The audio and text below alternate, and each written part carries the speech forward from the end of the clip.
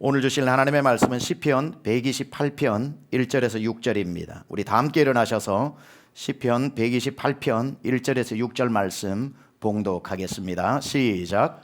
여호와를 경외하며 그의 길을 걷는 자마다 복이 있도다. 내가 내 손이 수고한 대로 먹을 것이라. 내가 복되고 형통하리로다. 내 집 안방에 있는 내 아내는 결실한 포도나무 같으며 내 식탁에 둘러앉은 자식들은 어린 감람나무 같으리로다. 여호와를 경외하는 자는 이같이 복을 얻으리로다. 여호와께서 시온에서 내게 복을 주실지어다. 너는 평생에 예루살렘의 번영을 보며 내 자식의 자식을 볼지어다. 이스라엘에게 평강이 있을지로다. 아멘. 우리 앉으시겠습니다. 오늘은 우리가 가정에 함께 예배하면서 가정아 살아나라 라는 제목으로 가정아 살아나라 라는 제목으로 하나님의 말씀 전하겠습니다. 아까도 말씀드렸지만 우린 지난 5일 동안 살아나는 새벽 무릎 부흥회를 통해서 큰 은혜 받았습니다. 우리의 영혼이 살아났습니다. 하나님과 우리가 대화하는 우리의 기도도 살아났습니다. 우리의 잠자던 믿음도 하나님 깨워주셔서 우리가 2021년도의 믿음으로 살지 않고 2022년의 믿음으로 살도록 새로운 믿음 부어주셨습니다. 그리고 우리의 연약한 우리의 힘으로 살게 하지 않고 질그릇 같은 우리 인생에 하나님의 보배로운 능력을 또 그 능력이 얼마나 큰 능력인지 깨닫게 해주셨고 우리 가운데 부어주셔서 우리의 믿음이 살아나게 되었습니다. 그리고 우리가 단 하루를 살아도 무엇을 하며 살아야 하는지 우리의 사명을 살려주셨고 또한 우리의 자녀들을 살려주셨고 대한민국 교회를 위해 기도하고 대한민국을 살려달라고 우리는 하나님 앞에 부르짖었습니다. 그리고 우리의 육신도 주여 나의 병든 몸을 지금 고쳐주소서 하나님 앞에 기도하면서 육신도 살리는 기도를 간절히 드렸습니다. 그렇게 마지막 설교를 마치고 집회를 마치고 나자마자 문자 하나가 딱 날아왔습니다.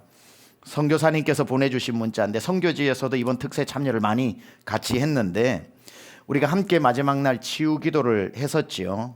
치유 기도를 하는데 실시간으로 선교지에서 선교사님이 참석하다가 치유 기도할 때에 이분이 팔이 움직이지를 않아 선교 사역을 잘 못하셨다는 겁니다. 그래서 팔에 손을 얹고 같이 기도를 하고 기도를 딱 마쳤는데 팔이 돌아가더랍니다. 자유로워져서 이렇게 써놓으셨어요. 대박입니다 라고 연락이 왔습니다.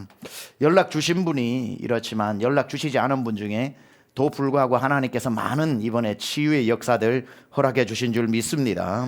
하나님께서 올 한 해 우리 교회를 복락의 강수로 덮어주시고 생명의 보혈로 살리시고 성령의 강물로 우리를 마시게 하실 것입니다. 닿는 곳마다 생기가 돌고 마른 뼈도 살아나는 놀라운 역사 지금 가정가정에 일어나기를 축원합니다. 설명절을 맞이해서 많은 성도님들이 지금 가족들과 함께 이 주일 예배를 가정에서 함께 드리고 있을 겁니다. 여러분 축복합니다. 여러분의 가정에 가족을 살려내는 하나님의 살리는 영이 가득하기를 축원합니다. 이번 설명절 기점으로 전 가족 구원받으시고 가문이 살아나시는 한 해 되기를 또한 축복합니다. 가정마다 오랫동안 묶여져 있는 문제가 있을 텐데 축복합니다. 묶였던 문제가 풀어지고 살아나길 축원합니다. 오랜 전통에 묶여 있었던 가정도 예수의 보혈이 흘러가서 이전에 없던 영광으로 여러분의 가정과 가문이 가득 채워지길 또한 축복합니다. 예수 외에는 소망 없다는 걸 우리가 인정하고 예수 안에 능력 있고 예수 안에 소망 있고 예수 안에 영생 있고 예수 안에 구원 있음을 모든 가족들이 이 설명절에 다 체험할 수 있기를 축원합니다. 예수의 능력, 예수의 보혈, 성령의 강수가 여러분에게 충만할 때에 살아나는 역사 일어날 줄 믿습니다. 이번 특세하면서 우리가 불렀던 찬양 우물물아 솟아나라 생수의 강이 내게서 흐르네 이쯤 되면 한번 부르고 그리고 난 뒤에 설교 이어나가야 할 것 같습니다. 우리 함께 찬양하겠습니다.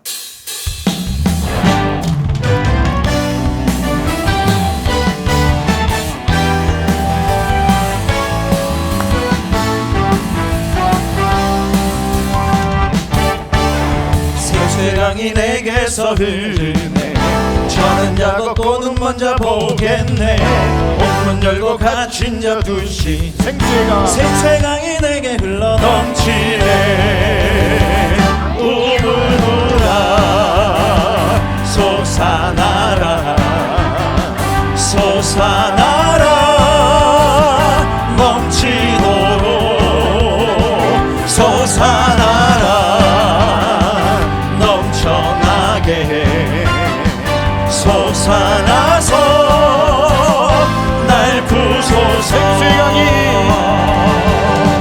생수강이 내게서 흐르네. 저는 자 걷고 눈먼 자 보겠네.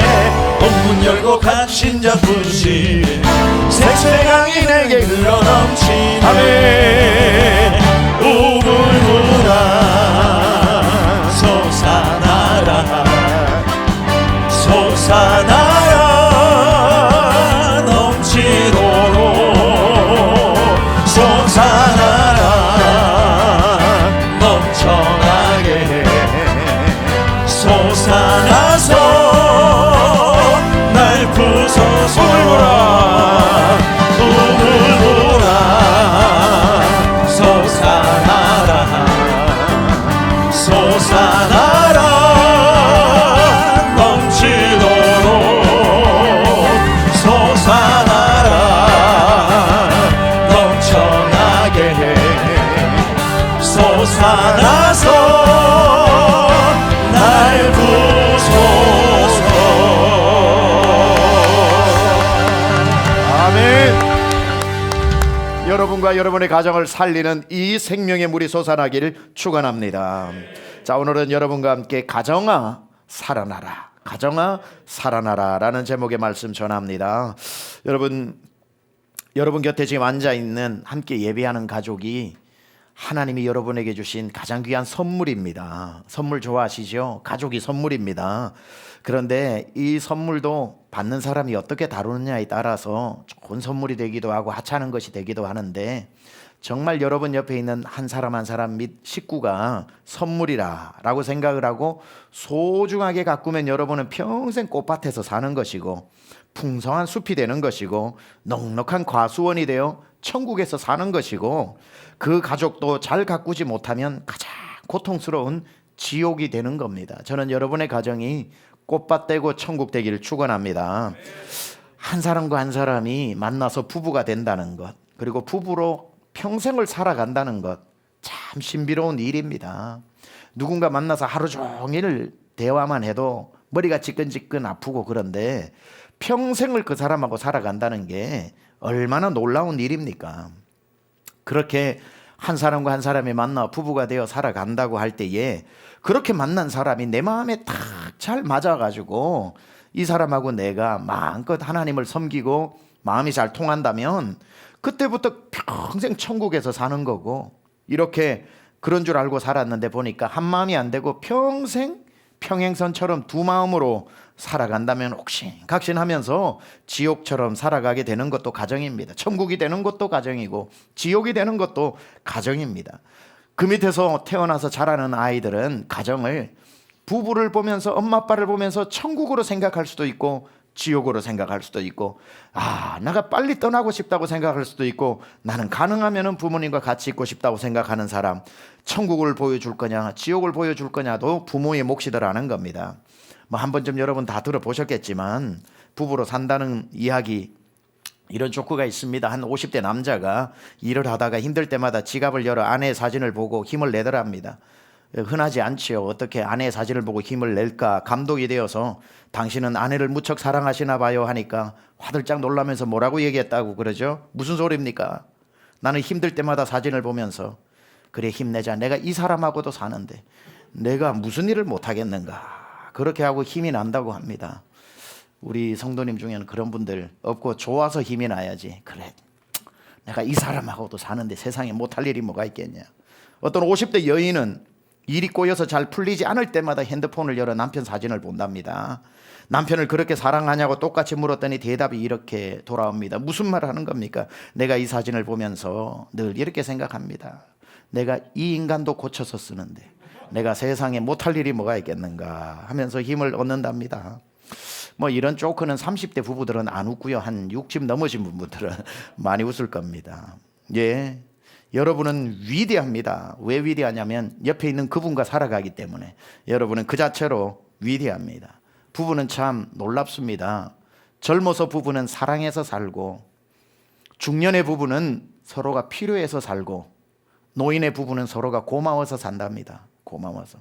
처음에는 사랑으로 시작하고 나중에는 또 아이들이 태어나다 보니 엄마 아빠도 서로 손이 필요해서 살고 나중에는 그 모진 세월들 같이 아끼고 사랑하고 와서 고마워서 산다는 말 참 적절한 말이라고 생각을 합니다. 우리 지금 온라인으로 예배 드리는 부부들 중에는 젊어 사랑으로 사는 부부도 있고 필요해서 필요로 사는 부부도 있지만 결국에 여러분도 머리에 다 흰 눈이 내리고 하면 서로의 고마움을 느끼게 될 겁니다. 아내를 오리에 비유한 유머가 있습니다. 오리. 들을만 해서 나눠보는데요. 여성 비하 아니니까 절대 오해 없으시고 그냥 재미로 한번 들어보시기 바랍니다. 집에서 살림을 잘하는 아내를 집오리라고 얘기합니다. 직장도 좋고 살림도 잘하는 아내는 청둥오리 그렇게 이야기합니다. 투자를 잘해서 큰 재산을 늘리는 아내는 황금알을 낳는 오리 이렇게 이야기합니다. 남편 벌어온 돈 다 쓰고도 돈 더 벌어오라고 호통치는 아내는 탐관오리라고 이야기합니다. 병에 걸리고 고생하는 아내는 어찌하오리라고 얘기하고 돈 많이 벌어놓고 일찍 죽는 아내를 아싸가오리라고 이야기한다고 합니다. 그런데 믿음이 좋아 남편을 전도하는 아내를 죽게 가오리라고 이야기합니다. 우리 교회는 다 죽게 가오리 아내들이 많기를 바랍니다. 아싸 가오리 한 명도 없어야 됩니다. 아싸 가오리 한 명도 없어야 됩니다. 예. 자, 성경에 나오는 가장 화목한 가정이 어디에 나올까 살펴보니 시편 128편이었습니다. 우리가 방금 봉독했던 것처럼 시편 128편에는 행복한 가정을 이루는 비결이 나옵니다. 참 성경이 고맙죠. 비결이 나온다니까요. 여기에 보면은 참 화목한 가정이에요. 시편 128편은 다 가족이 한 상에 둘러 앉아서 정말 결실한 포도와 감람나무 같은 이러한 자자손손 잘 되는 이러한 가정의 이야기가 나오는데 어떻게 이렇게 행복한 가정이 만들어질 수 있을까? 저는 128편을 가지고 행복한 가정이 될 수 있는 하나의 방법과 그 하나의 방법을 실천했더니 누리게 되는 복을 여러분하고 좀 나눠보면서 이 설 명절에 여러분의 가문에 똑같은 시편 128편의 복이 임하기를 축원합니다. 하나님이 만드신 복된 가정의 특징은 딱 한 가지입니다. 세상에 수를 헤아릴 수 없는 가정이 많아도 복된 가정의 특징은 딱 한 가지입니다. 그게 뭐냐? 하나님을 잘 섬기는 가정이더라는 거예요. 하나님을 잘 섬기는 가정. 자, 1절 같이 한번 봉독해 보겠습니다. 시작. 여호와를 경외하며 그의 길을 걷는 자마다 복이 있도다. 이게 1절이 전부 답니다. 4절에도 똑같이 나와요. 여호와를 경외하는 자는 이같이 복을 얻으리로다. 그러니 이 전체 6절 안에 1절과 4절로 반복되어지는 똑같은 구절이 여호와를 경외하며 그의 길을 걷는 자가 복이 있다는 거죠. 그러니까 행복한 가정을 이루는 방법들은 가정 세미나를 많이 다니는 것도 물론 필요하겠지만 다 다녀보고 난 뒤에 수렴해 보면은 역시 한 가지입니다. 어떤 가정이 행복하냐 보니까 하나님을 잘 섬기는 가정이 가장 복된 가정이더라. 자, 집집마다 가보면 가정의 주인이 다 다르다는 것을 알게 됩니다. 신방을 가보면 주인이 다 달라요. 어떤 집은 남편, 어떤 집은 아내, 어떤 집은 다른 주인들, 어떤 집은 반려동물이 주인인 데도 있습니다. 집집마다 가정의 주인이 다른데 어느 집은 당연히 제일 많은 집이죠. 아버지가 주인이 되어져 있습니다. 아주 무서운 아버지의 눈치를 보면서 아버지의 말이 법이 되고 아버지 눈치를 보면서 두려워하는 그런 어떤 가장의 무서운 독재자적인 그런 주인이 있더라는 거지요. 여러분, 남편 또는 아버지가 가정의 가장인 것은 맞습니다. 영어로 말하면 리더입니다. 리더. 오너가 아니라 리더입니다. 오너하고 리더는 다릅니다. 그렇죠? 남편과 또는 아버지가 가정의 가장인 건 맞지만, 그리고 가정을 인도하는 리더가 돼야 되는 건 맞지만, 맡겨준 가정을 책임져야 하는 것도 맞지만, 그렇다고 해서 그 집에서 제일 높은 사람이 아니라는 걸 알아야 됩니다. 제일 높은 위치에 있는 주인이 아니라는 것을 알아야 합니다. 물론 가족들은 아버지를 가장 높여주고 인정하고 순종하는 게 성경적이긴 하지만 그렇다고 해서 그 가정의 주인은 아니라는 것을 알아야 되는 거죠. 가장하고 주인은 다른 겁니다. 가정의 주인은 누굽니까? 하나님입니다. 아버지가 아니에요. 하나님이에요. 하나님 밑에 아버지가 있는 겁니다. 남편과 아내, 자녀들은 가정을 이루는 구성원이지요. 그러면 가정을 만든 분이 누굽니까? 하나님이시죠. 그러니까 주인은 만든 분 거잖아요. 만든 분 거잖아요. 그러니까 가정을 만드신 분이 하나님이고, 하나님이 남편도 아내도 만들었으니 남편이 가정의 소유권을 주장하면 안 된다는 겁니다. 이 세상 모든 가정의 주인은 오직 한 분 하나님입니다.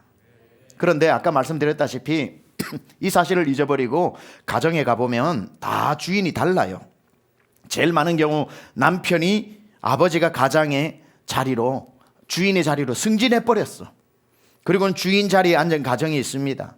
그런가 하면 어느 집은 남편의 리더십이 하나도 없고 전부 모든 것을 엄마나 아내가 가정의 주인인 그런 집도 있습니다. 엄마 말이 법이 되고, 엄마 기분 하나로 가정의 분위기가 다 좌지우지되고, 엄마가 말하는 대로 듣지 않으면 집안이 큰일 나고, 남편과 자녀들도 엄마 눈치 보면서 벌벌벌 떠는 것도 정상이 아닙니다. 아무리 아내가 남편보다 더 지혜롭고 가정을 잘 이끌고 관심이 많다고 해도 그래도 엄마가 주인은 아닙니다. 하나님이 주인이지요. 아내가 주인의 자리로 절대로 승진해서는 안 됩니다. 그런가 하면 자녀들이 주인인 집이 의외로 많습니다. 정말 신방을 많이 가보면은 자녀가 주인이 된 집들이 의외로 많습니다. 자녀들 기분 맞추느라 부부가 벌벌벌벌 떨면서 갔는데도 방에 자녀가 있어도 나오지도 못하게 합니다. 그냥 공부해야 되니까. 목사님이 왔는데도 죄송해요, 공부를 해야 돼가지고. 무엇을 가르치는지, 영적 리더십을 어떻게 세워가지고 그 자녀가 어떻게 하나님을 바라보고 어떻게 목회자를 대하고 어떻게 사람을 대해야 되는지 인간적인 관계에 대한 것보다는 너무 죄송해요, 지금 공부를 중요한 시험에 내일 있어가지고. 부부가 안쓰러워요. 자녀를 거의 우상으로 만들어 놓는 겁니다. 자녀에게 리더십을 다 빼앗기고, 자녀가 큰 소리 치고 엄마! 라고 기분 나쁜 표현을 하면 부모는 기분을 맞추느라 벌벌벌 떠는 집안들이 많습니다.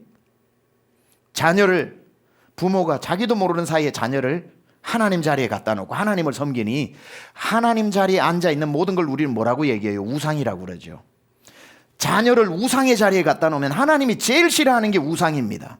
그러면 내 사랑하는 자녀를 하나님이 가장 싫어하게 만드는 방법이 하나님 자리에 갖다 놓는 거예요. 하나님 자리에 자녀를 갖다 놓는 그 순간부터 하나님은 그 우상을 멸하십니다. 자녀 인생을 망치는 가장 빠른 방법은 하나님처럼 자녀를 섬기는 거예요. 아닙니다. 절대로 아닙니다. 자녀를 가장 빨리 망하게 하는 방법, 자녀를 하나님의 자리에 앉혀놓는 것, 가정의 주인으로 만드는 것, 절대로 그래서는 안 됩니다. 가정의 주인은 남편도 아닙니다. 아내도 아닙니다. 자녀도 아닙니다. 오직 누구라고요? 하나님입니다.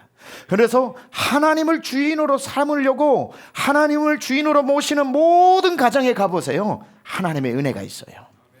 그 자리는 아무도 탐하지 않고 우리 집은 하나님이 주인이야, 하나님 말씀이면 우리는 무조건 순종하는 거야, 이건 하나님이 기뻐하시지 않아 라고 자녀에게 주인된 하나님의 말씀을 명료하게 말할 수 있는 부모, 하나님의 말씀으로 자녀를 훈육할 수 있는 것, 남편과 아내를 성경이 가르쳐 준 대로 순종하면서 하나님 말씀을 금과 옥조로 여기는 가정에 하나님의 은혜가 어떻게 끊어질 수 있겠습니까?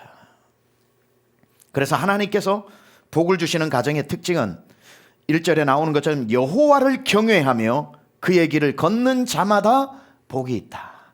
자마다 복이 있다. 자 중에 복이 있다가 아니라 여호와를 경외하며 그 길을 걷는 사람 중에 복이 있는 사람이 있더라가 아니라 다입니다. For everybody.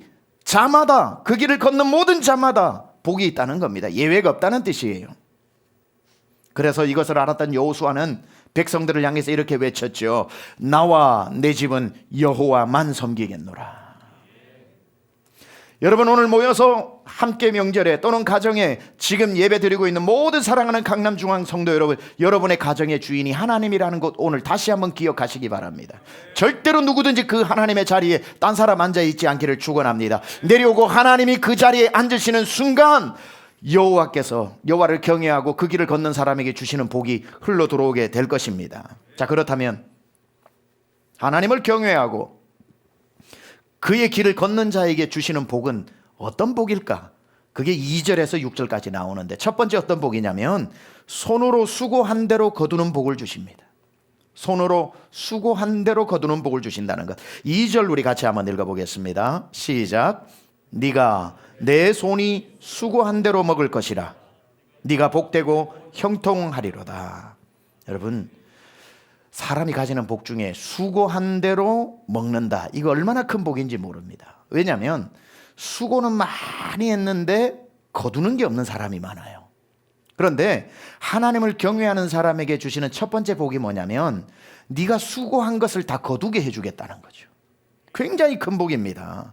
하나님을 경외하는 가정에게 그것을 약속하신다는 거죠. 하나님을 경외하는. 한국 속담에 이런 속담이 있어요. 재주는 곰이 부리고 돈은 되놈이 가져간다. 수고를 아무리 해도 내가 거두는 게 아니라 딴 사람이 다 낚아채서 가져가는 경우들이 많은데 하나님을 경외하는 사람에게 있어서는 하나님이 챙겨주시겠다는 거예요. 네가 손으로 수고한 걸 남이 못 가져가게 하겠다. 네가 가장 먼저 거두게 하겠다. 그러니까 우리는 열심히 일을 하면 다 거둔다고 이렇게 생각을 하는데 살아보면 그게 아니라는 걸 알게 됩니다. 당연히 뿌렸으면 거두는 인과관계가 이루어져야 하는데 거두고 뿌리고 거두는 이게 얼마나 어렵다는 것을 우리는 살면서 알게 됩니다. 그래서 손으로 수고한 대로 여기 2절에 네가 내 손이 수고한 대로 먹을 것이라는 게 얼마나 큰 복인지를 살면 살수록 알게 되는 거지요. 저는 처음에 목회를 하면서 목회를 열심히 하는 스타일입니다. 제가 잘하지는 못해도 뭘 하면 열심히 하는 스타일입니다. 중학교 때부터 뭘 해도 중학교 2학년 때는 야간 자율학습이라는 게 없었거든요. 중학교 3학년 때부터 야간 자율학습이 있었습니다. 고등학교를 시험을 봐서 가야 돼서 그 대입보다 더 중요했습니다. 근데 고등학교 2학년 때 공부를 하고 싶은데 야간 자율학습이 없어서 오후 4, 5시 되면 수업 끝났다고 집에 가라 그러니까 집에 가면 일해야 되는데 그래가지고 제가 선생님한테 부탁을 해가지고 전교 2학년 중에 저 혼자 3학년 교실에 가가지고 야간 자율학습했습니다. 3학년 교실에서 밤 10시까지 야간 자율학습하고 막차 타고 집에 갔습니다. 그렇다고 공부 잘했다는 뜻은 아닙니다. 그러나 뭐든지 열심히 했습니다. 뭐든지 열심히. 고등학교 다닐 때도 학원이라는 게 있는 줄 몰랐으니까 10시에 야간 자율학습 마치고 애들이 다 집으로 가길래 집으로 가는 줄 알았어요. 근데 보니까 학원 갔다고 그러대요. 저는 이제 학원이라는 게 있는 줄도 모르고 학원 갈 형편도 안 되니까 교실에 남아서 새벽 3시까지 있다가 새벽 3시에 자취방으로 가고 그랬어요. 공부를 잘했다는 뜻은 아닙니다. 그러나 항상 열심히 하는 스타일이었습니다. 군대 가서도 마찬가지고 뭘 해도 그렇고요. 남들 군대 10시에 잘 때 행정반에 가서 부탁을 해가지고 12시에 자게 해달라고 그래서 상병 때부터는 12시에서 잤고 6시에 기상을 해야 될 때 부탁을 해서 4시에 일어나게 해달라고 해서 4시에 일어나고 그렇잖아요. 4시간만 자는 그 사이에 불침번 있으면 2시간 나갔다 와야 되고 그런데도 그렇다고 해서 뭐 군생활 훌륭하게 했다는 게 아니라 뭐든지 열심히 했다는 거예요. 목회를 시작을 하니까 목회도 열심히 하더라고요. 제가 목회도 열심히 하는데 그래서 열심히 하다 보니까 교회가 성장을 하더라고요. 성장을 하고 성도들이 교회로 오고 그러니 재미가 있어서 신바람이 나서 더 열심히 하게 되고 또 열심히 하게 되고 해서 열심히 하면 교회 성장하는구나 이렇게 생각한 거예요. 열심히 하면 거두게 하시는구나 저는 이렇게 생각을 했어요. 그래서 교회가 막 300명 400명 성장을 하게 될 때 후배들이 많이 찾아왔습니다. 교회가 어떻게 해야 성장을 하는지 선배님 가르쳐 달라고 오면 제가 늘 얘기했던 게 열심히 해라. 게으르게 하지 말고 열심히 해라. 밤낮 없이 열심히 해라. 취미생활 이런 거 가지지 말고 목회가 취미가 되게 해라. 성실히 목회하라고 제가 나는 열심히 하니까 되더라고 이야기하면서 그 금쪽 같은 후배들의 마음에 상처를 줬습니다. 상처를 줬다고요. 어느 날 가만 보니까 우리 후배들을 보니까 저보다 열심히 하더라고요. 저만 열심히 한 게 아니라 목회자들 대부분 열심히 합니다. 정말 열심히 하는데 어떤 목회자는 보면 제가 따라갈 수 없을 정도로 더독하게 열심히 합니다. 그런데 저만큼 열심히 하고 저보다 열심히 하는데도 불구하고 제 20년 담임 목회의 경험을 쭉 돌아보니까 열심히 한다고 다 거두는 게 아니더라니까요. 아, 내가 열심히 해서 거두는 게 아니었구나. 열심히 하는 것도 필요하지만 이게 인과관계가 이루어지는 게 아니구나. 아, 땀 흘린 대로 교회가 성장하는 건 어마어마하게 어려운 일이구나. 수고한 대로 교회가 성장을 하고 열매를 거둔다는 건 정말 어려운 일이구나라는 걸 철들면서 알게 되면서 그 뿌리고 거두는 사이에 어마어마한 한 가지가 있다는 걸 알게 된 겁니다. 하나님의 은혜라는 거죠. 하나님의 은혜. 그러니까 이건 뭐 누가 들으면 아이고 또 그 얘기입니까 할지 몰라도 하나님의 은혜인 거죠. 왜냐하면 심는다고 거두어지는 게 아니라 심었는데 거두게 하시게 하시는 가운데 가장 중요한 하나님의 일하심이 있더라는 거죠. 그러다 보니까 나의 나된 것이 하나님의 다 은혜였던 거구나. 내가 젊은 날 열심히 해가지고 교회가 큰 게 아니라 열심히 했다면 다 거두어야 되는데 그게 아니라 저 같은 경우는 열심히 해서 거두는 목회 정도에 가까운 사람이니까 이건 하나님의 은혜다. 열심히 해도 다 거둘 수 없는 분들이 있음을 알고 이제는 후배들 오면 밥 사주지 열심히 해라고 꾸짖지 않습니다. 그게 얼마나 어려운 일인지 알기 때문에 오히려 뭘 더 도와줄까 이런 마음이 들죠. 미안해지기도 하고. 왜냐하면 똑같이 열심히 했는데 저에게는 하나님이 거두게 하시는데 이분에게는 많이 못 거두게 했을 때에 제가 하나님 앞에 고맙기도 하면서 이분에게 얼마나 죄송합니까? 마찬가지예요. 여러분, 사람이 다 심었다고 해서 수고했다고 해서 수고한 대로 거두는 게 아니더라는 거죠. 뭐가 있어야 됩니까? 하나님의 은혜가 있어야 된다는 겁니다. 저는 하나님을 경외하고 살아가는 가정에 하나님의 첫 번째 약속하신 게 뭐냐면 하나님을 경외하고 하나님을 주인 삼고 그의 말씀대로 살아가는 가정에게는 손으로 한 대로 수고한 대로 거두는 복을 주시겠다고 했는데 이것이 우리 성도의 가정에 그대로 이루어지기를 축원합니다. 2022년에 무엇을 하든지 하나님께서 은혜 주셔서 거둘 만한 것 다 거둘 수 있기를 축복합니다. 하나님을 경외하는 가정에게 주시는 두 번째 복이 뭐냐 보니까 가정의 화목의 복을 주시더라는 거죠. 하나님 잘 섬기는 가정을 보면 특징이 있는데 화목합니다. 화목해요. 3절을 한번 같이 읽어보겠습니다. 3절 시작. 내 집 안방에 있는 내 아내는 결실한 포도나무 같으며 내 식탁에 둘러앉은 자식들은 어린 감람나무 같으리로다. 자, 가정의 아내와 자녀를 결실한 포도나무와 그리고 감람나무로 비유를 하고 있습니다. 성경에서 이 포도나무와 감람나무는 하나님의 축복의 상징입니다. 하나님을 경외하고 그 길만 걸어갔더니 하나님께서 아내는 결실한 포도나무가 되게 하고 자녀들은 기름이 충만한 감람나무가 되게 하신다는 축복을 말씀하고 있습니다. 이것은 곧 가정을 화목하게 하신다라는 뜻입니다. 여러분, 가정은 반드시 가정이라고 하는 하나가 있는데 이 가정이 연결되어져 있어야 할 곳이 있는데 가정이 연결되어져 있어야 할 곳이 뭐냐면은 요한복음 15장에 보면 이런 말씀 나오죠. 예수 그리스도는 포도나무요 우리는 그의 가지니 라고 이야기를 합니다. 그러니까 가정은 가지입니다. 가지. 그리고 이 가지로 흘러들어오는 모든 수액과 모든 복은 이 원줄기인 예수 그리스도께 있는 거죠. 그러니까 가정에 포도나무의 결실이 맺어지려면 이 가지가 포도나무에 붙어 있어야 되는 거죠. 포도나무에 붙어 있어야 되는 거. 그게 하나님을 경외하고 하나님 말씀대로 살 때에 거기에서부터 흘러나와 가족이 포도나무, 결실한 포도나무가 되고 기름 충만한 감람나무가 된다는 게 그 뜻입니다. 요한복음 10장 10절을 우리 같이 한번 읽어보겠습니다. 시작. 도둑이 오는 것은 도둑질하고 죽이고 멸망시키려는 것뿐이요 내가 온 것은 양으로 생명을 얻게 하고 더 풍성히 얻게 하려는 것이다. 자, 예수님이 오신 목적이 생명을 얻게 하고 생명 얻은 그 사람에게 풍성한 삶을 주신다는 게 오신 목적 아닙니까? 여기서 포도나무와 가지에 대해서 한번 비교해서 설명해 보겠습니다. 자, 원래 포도나무인 예수님에게 있어서 우리는 태어날 때 붙어서 태어난 게 아니라 끊어진 가지로 태어난 겁니다.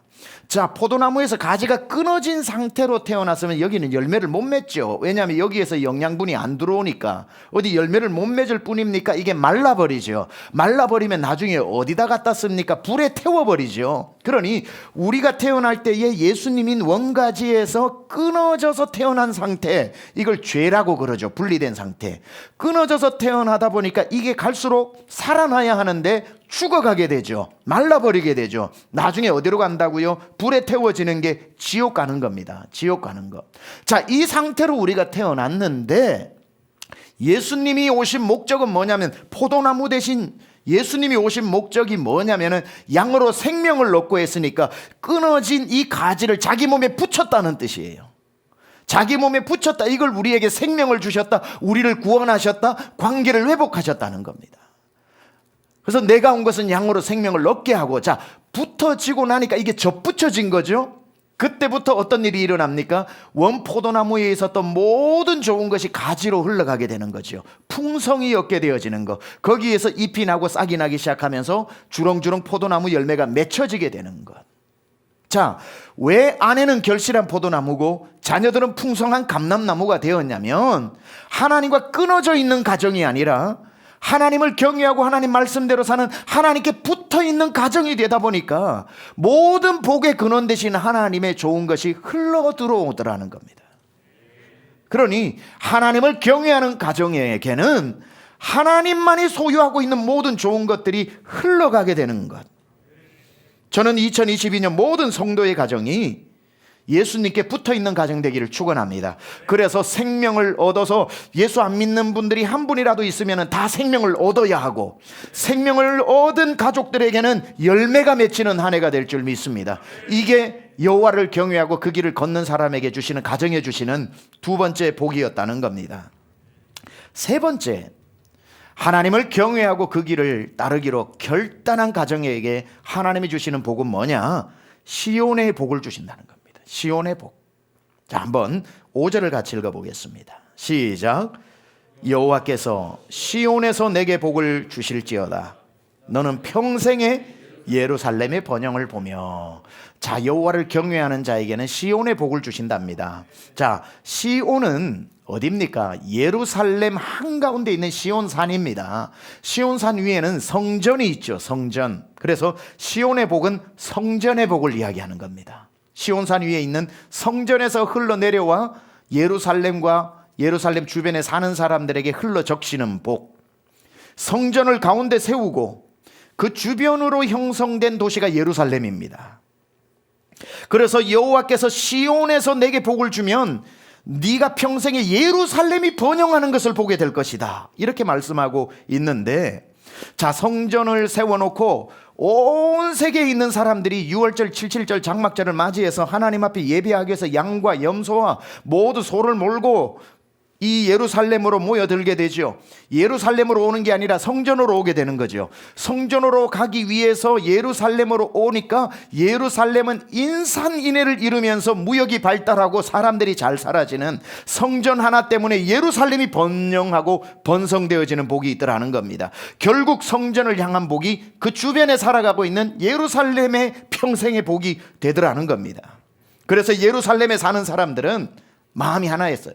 저 성전에 오는 사람들의 발길이 끊어지지 않으면 우리는 평생 잘 산다.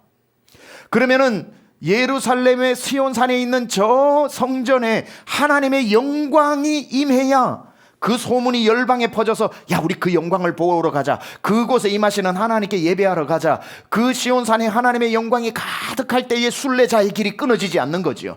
순례자의 길이 끊어지지 않으면 예루살렘에 사는 사람들은 저절로 번영을 하게 되는 겁니다. 이게 선순환이에요. 시온 성전에 하나님의 영광이 임하니 사람들이 몰려들고, 사람들이 몰려드니 그 주변에 사는 사람들이 잘 살게 되어지는, 결국은 성전의 복이 예루살렘의 복이 되는 것. 성전에 하나님의 영광이 떠나지 않는 이상 열방에서 이 성전으로 나올 것이고, 이 성전으로 나오는 사람의 발길이 끊어지지 않는 이상 예루살렘은 늘 번성할 것이다. 자, 이것이 이스라엘 백성들의 성전과 자기의 삶을 하나로 잇는 끈이었던 특징입니다. 성전이 잘 되는 것이 곧 자기들이 잘 되는, 성도가 잘 되는 것이었고, 성전의 복은 곧 성도의 복으로 이어졌고, 성전에 임한 하나님의 영광은 성도의 축복으로 귀결되어지더라는 거죠. 오늘 여러분은 설 명절을 맞이해서 모두 가정에서 함께 예배를 드리고 있지만, 하나님께서 우리를 강남중앙침례교회라는 한 울타리, 한 성전 안에 한 식구로 묶어주셨습니다. 교회에 잘 되는 은혜가 성도의 복으로 귀결되어지는 거죠. 성도는, 그러므로 예루살렘에 있는 사람들은 늘 성전이 잘 되기를 바랐습니다. 왜냐하면 성전이 잘 되어야 열방에서 사람이 오고, 그래야 우리가 잘 되니까 언제나 시온산을 보면서 하나님 임하여 주세요, 하나님이 성전을 떠나지 말아 주세요, 하나님이 계심을 보고 열방이 오게 해주세요, 그렇게 성전의 복을 빌어줘야, 성전에 하나님의 영광이 임하도록 기도를 해줘야 결국 그게 자기들의 번영으로 이루어진다는 것을 알기 때문에 늘 성전 중심의 삶을 살아갔던 겁니다. 마찬가지로 우리 교회를 통해 하나님의 임재와 하나님의 영광이 끊어지지 않으면 그게 성도에게로 고스란히 흘러가기 때문에 성도는 할 수만 있다면 교회를 축복해야 되는 겁니다. 하나님, 우리 교회를 사용해 주세요, 하나님의 임재가 끊어지지 않게 해주세요, 하나님의 영광이 가득하게 해주세요. 왜냐하면 거기에서부터 성도는 필연적으로 은혜를 받기 때문에. 그래서 성도는 평생 자기가 다니는 교회를 축복해야 합니다. 여러분, 오늘 명절에 가정에 앉아 예배하는 여러분, 앉은 그곳에서 우리 교회를, 여러분의 교회를 위해 축복하시기 바랍니다. 하나님의 영광이 떠나지 않게 하옵시고 하나님이 기뻐하시는 교회가 되게 해달라고 기도하시기 바랍니다. 교회에 하나님의 영광이 떠나지 않으면 그 영광의 복은 성도들에게 고스란히 흘러가는 겁니다. 성도는 교회를 사랑해야 합니다. 성도는 절대로 자기가 다니는 교회를 저주하면 안 됩니다. 다니면서도 교회를 욕하면 안 되는 것입니다. 명절날 그 금쪽같이 귀한 날 앉아서 교회를 험담하는 시간으로, 그 복된 시간을, 복의 시간을 저주의 시간으로 바꾸지 마시기 바랍니다.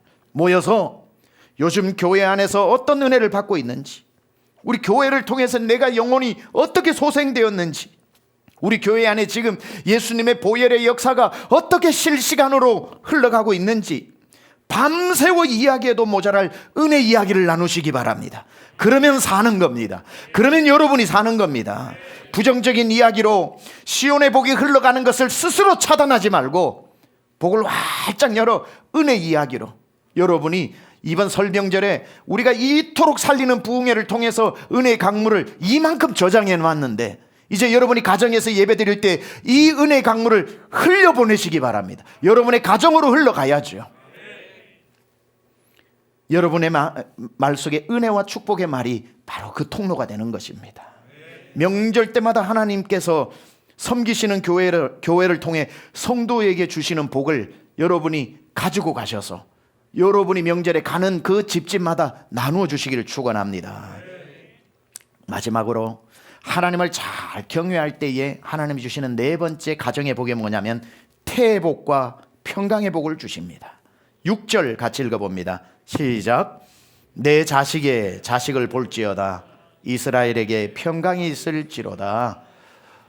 목사라서 여러분 축복합니다. 모든 가정을 이룬 분들, 자녀를 놓고 기도하는 분들 태의 문이 열리길 축복합니다. 자자손손 하나님의 은혜가 천대까지 복으로 임하기를 축복합니다. 자, 오늘 여기에 보니까 내 자식의 자식을 볼지어다 이스라엘에게 평강이 있을지로다, 이렇게 두 가지를 말씀하고 있는데, 자식이 많다고 다 복이 아닙니다. 가지 많은 나무 바람 잘 날 없다고 자식만 많다고 좋은 게 아니라 그 자녀들이 평강해야 되는 겁니다. 그래서 오늘 본문에 자식의 자식을 보면서 동시에 꼭 단돌이 하고 있는 게 뭐냐면 평강이 있을지어다. 자녀가 둘만 되어도 한쪽 보면은 웃음이 나오다가 한쪽 보면은 걱정이 나오는 게 부모의 마음입니다. 이쪽 보고 웃다가 이쪽 보고 우는 게 부모의 마음입니다. 한쪽은 하는 일마다 잘 되고 한쪽은 하는 일마다 잘 안 돼요. 근심이 끊어지지 않는 게 부모의 마음입니다. 그래서 그런 자녀들이 한가득 모여 명절에 앉아 있으면 누구 보고 기뻐하고 누구 보고 슬퍼해야 될지, 이러지도 저러지도 어느 장단에 춤춰야 될지 모르는 게 명절에 앉아 있는 부모님의 마음이기도 합니다. 그래서 부모가 노력을 합니다. 형제들끼리 이렇게 사이가 좋지 않고 또 이렇게 보이지 않는 여러 가지가 겸연쩍은 일들이 있다고 해서 부모가 억지로 평화를 만들어 주려고 연출하지 마세요. 안 됩니다. 부모의 노력으로 만드는 평화는 사실 힘듭니다. 오늘 성경대로 한번 해봅시다. 하나님을 경외하면 하나님께서 자녀의 복을 주실 뿐 아니라 평강의 복을 주신다고 했기 때문에 부모가 할 수 없는 것 하려고 하지 말고 그건 하나님께 오늘 맡겨버리세요. 여러분 집안 하나님, 우리 자녀들 통째로 맡깁니다. 하나님께서 오늘 6절에 약속하신 대로 이 자녀들에게 평강의 복을 달라고 하나님께 맡기면 하나님이 하시면 되지 않겠습니까? 부모가 해서 안 되는 일이라고 하나님도 안 되지는 않지 않겠습니까? 하나님은 못 하시는 일이 없잖아요. 하나님께 맡기는 것, 하나님이 이 가정을 돌보시도록 하나님 앞에 올려드리고 근심도 올려드려 버리세요. 반드시 부모가 하나님 경외하고 하나님 앞에 무릎 꿇고 하나님 우리 자녀들을 위해 기도하는 부모의 기도를 마침내 하나님 반드시 응답해 주실 줄 믿습니다. 이것만 기억하세요. 기도하는 부모가 있는 가정은 망하지 않는다. 하나님께서 자손의 자손에게 은혜를 베풀어 주실 겁니다. 자녀의 숫자만 많아지는 것이 아니라 평강을 허락하셔서 가족 모두 평화로이 하나님을 한마음으로 섬기는 날 하나님 반드시 허락하실 겁니다. 부모님들은 하나님만 경외하고 하나님께 가정을 올려드리고 여러분이 하나님을 신뢰하고 이제 한숨 쉬던 근심까지도 올려드리세요. 내 자식이 자식을 볼 뿐 아니라 그들의 평강을 허락하시리라 약속하시는 말씀 하나만 딱 믿고 오히려 부모님들도 올 한 해 하나님께 더 가까이 바짝 나가는 한 해 되시기 바랍니다. 오늘 말씀을 반드시 기억하세요. 하나님이 복 주시는 가정이 살아나는 방법은 하나님만 섬기고 그분의 길을 따라가는 그 가정에 손으로 한 대로 거두게 하는 복을 주시고 가족 모두 결실하고 주님 믿는 복을 주시고 교회를 축복하여 받는 시온의 복을 누리시고 자자손손 평강 가운데 하나님의 은혜가 흘러가는 그러한 가정 되시기를, 그래서 모든 가정 살아날 수 있기를 우리 주 예수 그리스도 이름으로 축원합니다. 아멘. 하나님 아버지 감사합니다. 오늘 주님 앞에 나와 저희가 예배하면서 이 명절에 가족이 함께 둘러앉아 하나님을 예배합니다. 주여, 시편 128편에 나온 하나님을 경외하고 그 말씀대로 걸어가는 자에게 약속하신 이 금쪽 같은 주옥 같은 은혜의 약속의 말씀이 우리 강남중앙 모든 권속들 가정에 그대로 이루어지게 하여 주옵소서. 하나님, 명절 중에 하나님을 더 경외하고 가족들이 모인 김에 범죄하지 않게 하시고 세상적인 일에 빠지지 않게 하여 주시고 나와 내 집은 여호와만 섬기겠노라 하고 약속한 그곳에 더 한 발 가까이 주님께로 나아가 가정에 우리 교회에 지금 주시는 이 말할 수 없는 영광의 은혜가 다 흘러가게 하여 주옵소서. 우리 성도들 이 명절 기간 동안 어디로 어떻게 가든지 간에 지금까지 받은 은혜 한 동이 물을 가지고 목마른 사람들에게 생수를 나누어 주는 자로 사명받은 자로 가게 하여 주시고 닿는 곳마다 가는 곳마다 살아나는 역사 있게 하여 주시고 우리 강남중앙 모든 성도의 가정은 다 하나님의 주시는 은혜로 살아나게 하여 주옵소서. 예수님의 귀하신 이름으로 기도드려 싸움나이다. 아멘. 우리 계신 자리에 다 함께 일어나서 찬양합니다. 사철의 봄바람 불어있고 사철의 봄바람 불어있고 하나님 아버지 모셨으니 믿음의 반석도 든든하다. 우리 집 즐거운 동산이라 우리 집 즐거운 동산 고마워라 임마누엘 고마워라 임마누엘 예수만 섬기는 우리 집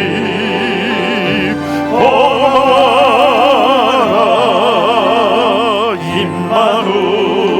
임마누엘 복되고 즐거운 하루하 어버이 우리를 고이시고 어버이 우리를 동기들 사랑에 뭉쳐있고 동기들 사랑에 뭉쳐있고 기쁨과 소름도 같이 하리 강간의 초가도 천국이 고마워라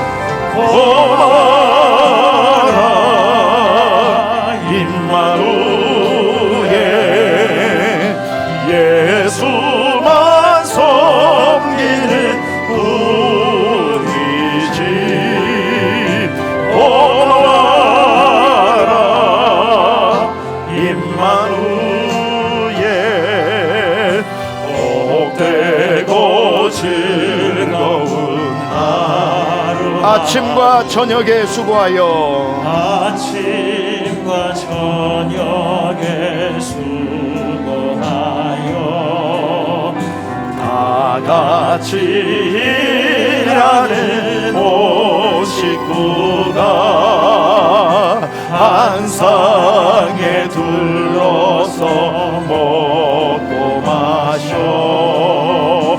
여기가 우리의 나원이라